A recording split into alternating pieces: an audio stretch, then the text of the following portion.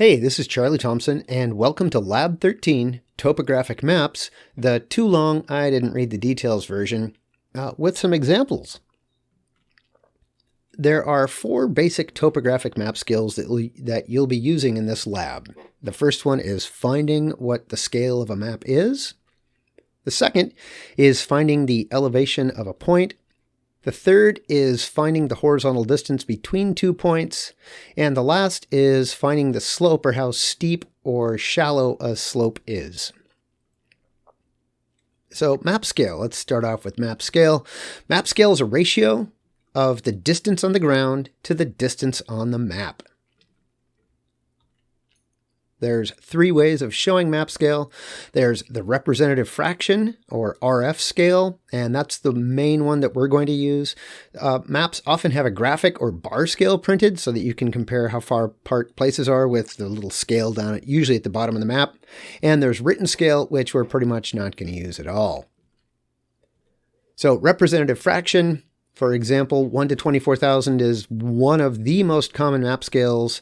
The entire United States has been mapped twice, once at the scale of 1 to 62,500, so those are usually older maps.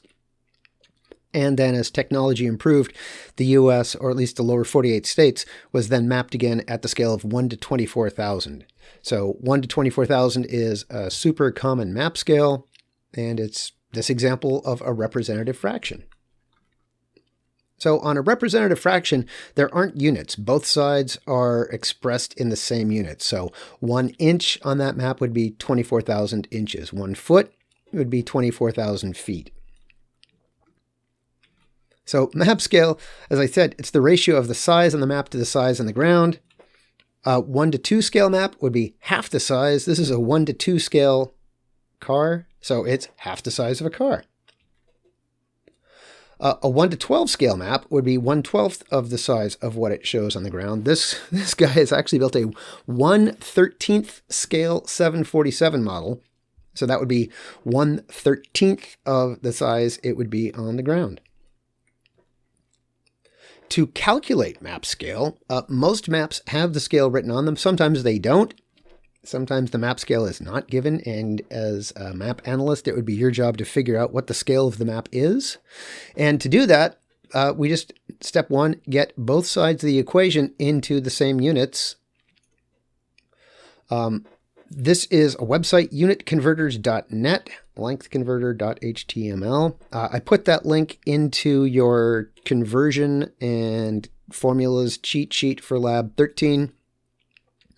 And I included it because a lot of students seem to be having problems doing the math on unit conversions. So everything else you're doing right, but when you're converting from meters to centimeters or from feet to miles or something like that, you're making a math error, which is then giving you the wrong answer.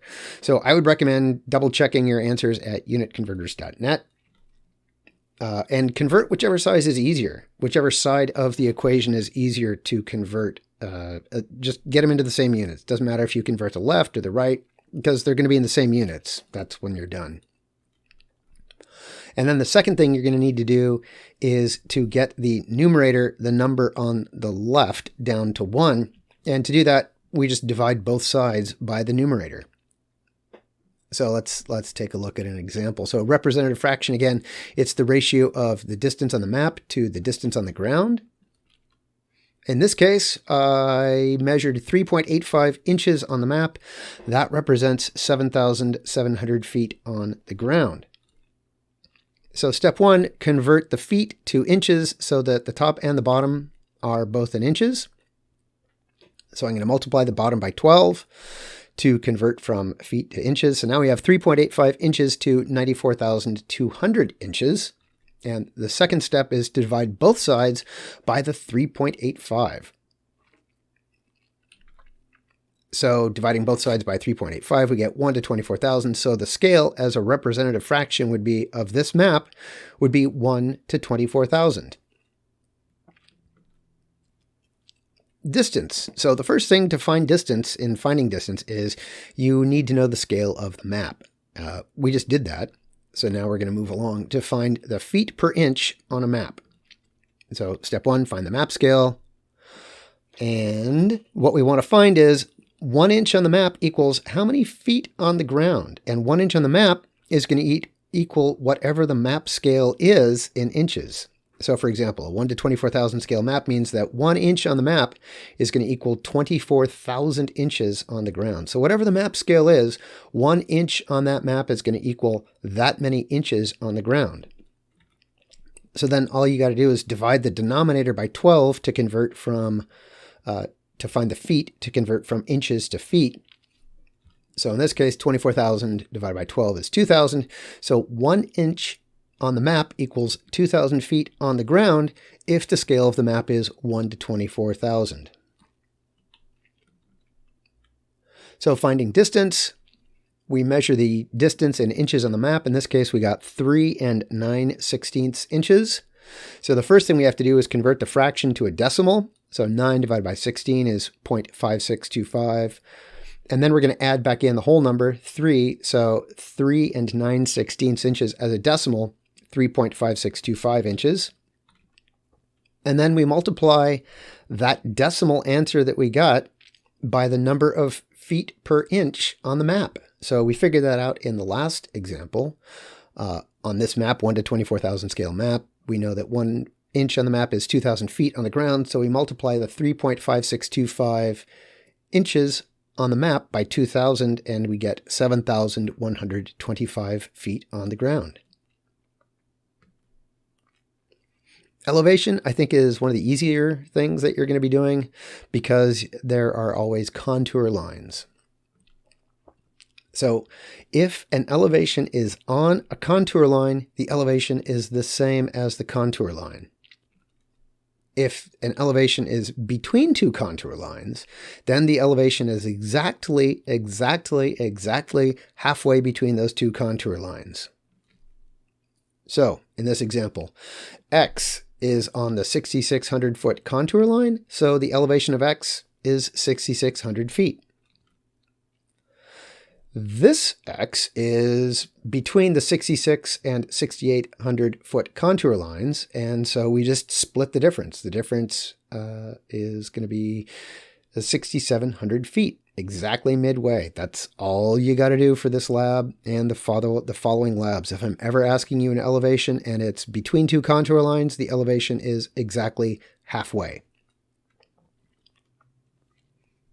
In this case, X is at the summit. That's a vocabulary word. The highest point on the feature is the summit.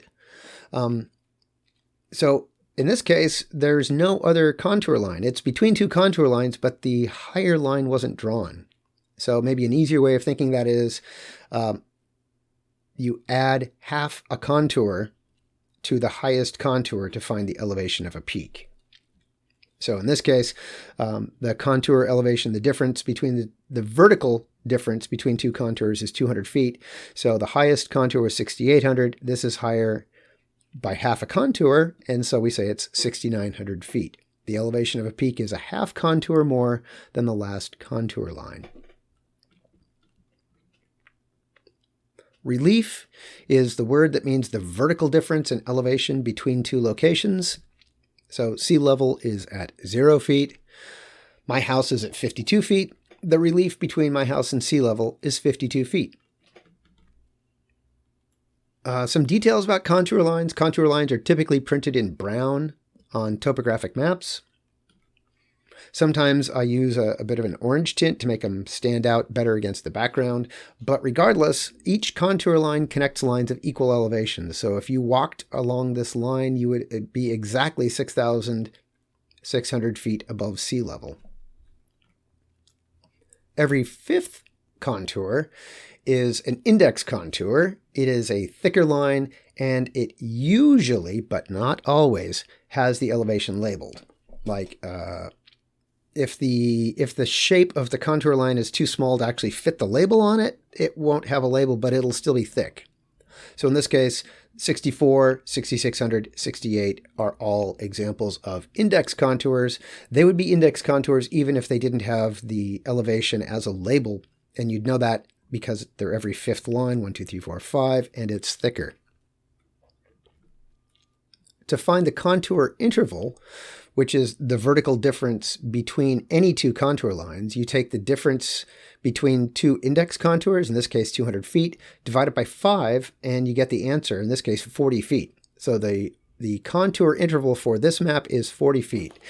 And a common mistake a lot of you are making is looking at the contour lines and only using the index lines. All of these lines are contour lines. The fact is the indexes are the ones that have labels on them, but all of these lines are contour lines. And each of these lines is, this line, for example, is 40 feet higher than the line next to it, and this line is 40 feet lower than the line that is higher. So the contour interval is the vertical difference in elevation between two adjacent contour lines. In this case, it's 40 feet because that's the difference in elevation between any two contour lines. So here is the 3D map that I made for y'all. It's the same section of Yosemite Valley that we used for this assignment. So let's take a look. So some of the points that I wanted to make about contour lines are really made beautifully by this 3D model. The first point is that contour lines never touch. They never cross. Sometimes if there's a cliff, they could touch. In this case, the picture's all warped, but you can hopefully see that where the lines are closer together, it's steeper. Where the lines are closer together, it's steeper. Where the lines are closer together, it's steeper. And here in the valley, there's a contour line. Yeah, there's the 4,000-foot contour line, and then you have to go way down the valley to here to find the second contour line. They're so far apart because it's so flat. So if the contour lines are far apart, for example, if I only knew how to use this, in this region, you can see the contour lines are farther apart than they are over here. And you can see that this is flatter and this is pretty much just a cliff. So that's point number one. Where the lines are close together, it's steep. Where they're far apart, it's flat. Second one is, actually, this is a great example. So you can see the Merced River flowing down out of the high country, flowing down towards Merced. And where the contour lines cross the stream, they make V's, and the point points uphill. So wherever contour lines cross over a stream, they make a V, and the point is pointing uphill, upstream. So that'll help you figure out what some of the elevations are later in the exercise. Third point I wanted to make is when there's concentric circles and they're getting smaller, that tells you that you're going up. So here, the top of Sentinel Dome, and let me move it a little bit. There. Ooh. So you can see the concentric rings are getting smaller and smaller and smaller, and that tells you that you're approaching the peak or the summit, which is the highest part of a mountain or hill. So we've got peaks, we've got lines that are close together where there's a cliff, we have lines that are far apart where it's flat, and again, when the contour lines cross over a stream, they point in the direction of uphill. They make a V or an A that points uphill. And when you have concentric lines, that indicates that you're approaching a summit or the peak of a hill or mountain. Yeah, that's pretty much it for that. So again, contour lines, I just like this image. It's I think it's Lake Shasta, showing the concentric shorelines as the lake is drying out because of the current drought. And so the shorelines I thought looked like contour lines, and you can see this is upstream, so the contour lines here are making V's that are pointing upstream. The contour lines are making V's that are pointing upstream. Okay, let's find the elevation of Callahan Butte. So we know that the contour interval is 40 feet. There's 200 feet between index contours. 200 divided by 5 gives us 40. So we know the contour elevation is 40 feet. And the last index was 6,800. And then there's another contour. And then the summit would be a half contour on top of that. So the last index was 6,800 feet. And then we have 1.5 contours on top of that. So the elevation of the peak, the summit of Callahan Butte would be 6,860.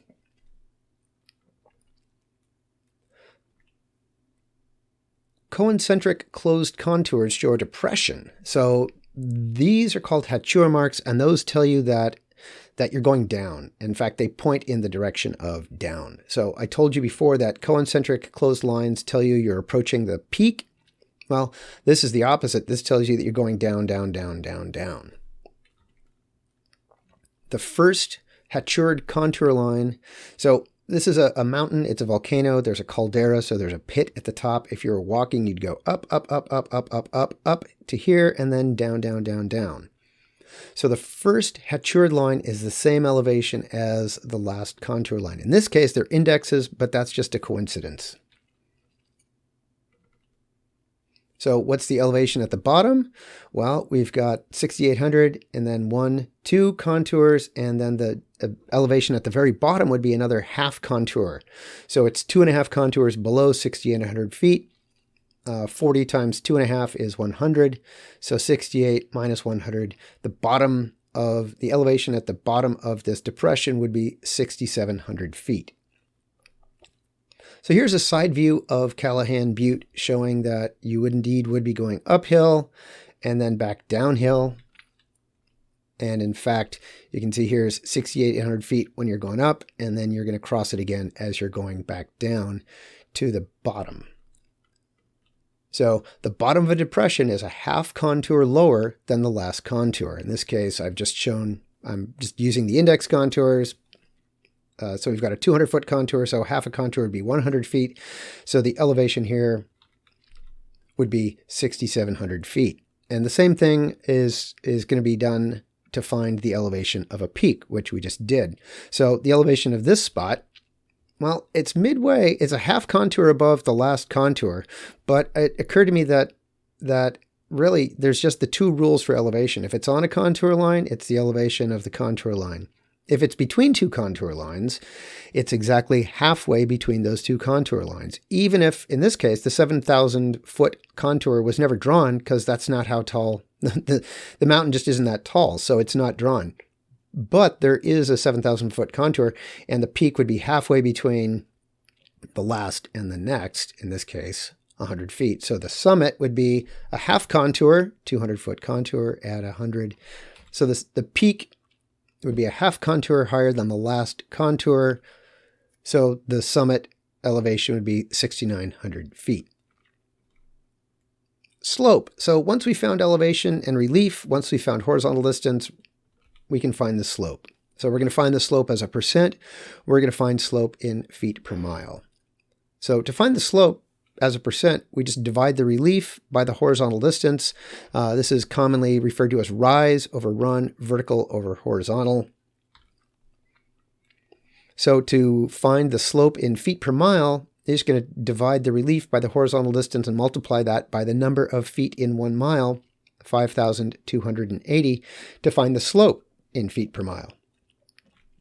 The number that you got here, when you divided the relief by horizontal distance, if you multiply that by 100, that'll give you the slope as a percent.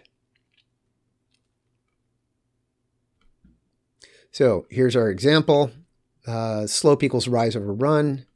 To find as a percent, we've got rise 20, run 100 meters. So that's a 20% slope. To find as feet per mile, 5,280 times 0.2 gives us 1,056 feet per mile. So rise over run, leave that answer in your calculator, multiply it by 5,280, and that gives you feet per mile. And then the number multiplied by 100.2 is the same as 20%. So rise over run times 100 gives you the slope as a percent. And that's pretty much it for the Topographic Maps Too Long Didn't Read with Examples video. I wish you good luck on Lab 13. Lab 13 is important. It's the gateway to Labs 14 and 15, where we'll be looking at glaciers and rivers and using contour lines and using scale to find elevations and distances and relief and slopes. If you have any questions, please come to Zoom. Please, please, please. I've been explaining things, and I really believe 5 minutes of explanation can make all the difference in the world, and it'll transform your experience from I'm struggling, I don't know what any of these lines mean, I have no idea what's going on, to, oh, that's the elevation there, that's the elevation there. This makes so much more sense. So please come to Zoom, and I wish you good luck.